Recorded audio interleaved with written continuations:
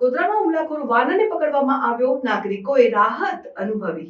શહેરના વિવિધ વિસ્તારોમાં ભયનો માહોલ ઉભો કરનારા હુમલાખોર વાનરને વન વિભાગ દ્વારા ભારે જહેમત બાદ પકડી પાડવામાં આવ્યો છે। આ વાનર છેલ્લા કેટલાય દિવસોથી નાગરિકો પર હુમલો કરી રહ્યો હતો અને કેટલાક લોકોને ઘાયલ પણ કર્યા હતા। વન વિભાગે હાનિકારક વાનરને પકડવા માટે ખાસ ટીમો તૈયાર કરી હતી।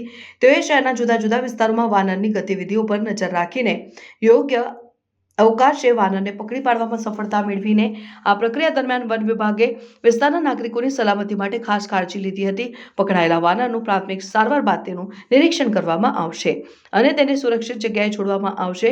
વન વિભાગે નાગરિકોને અપીલ કરી છે કે વન્ય પ્રાણીઓથી દૂર રહેવું જોઈએ અને તેનાથી કોઈ પણ પ્રકારની હાનિ થતી અટકાવવા માટે તાત્કાલિક અધિકારીઓને જાણ કરવી જોઈએ। હુમલાખોર વાનરને પકડવામાં આવતા ગોધરાના નાગરિકોએ રાહત અનુભવી છે અને આ ઘટનાએ ફરી એકવાર પ્રકૃતિ અને નગર જિંદગી વચ્ચે સંવાદ સાધનાની જરૂરિયાત રેખાંકિત કરી છે।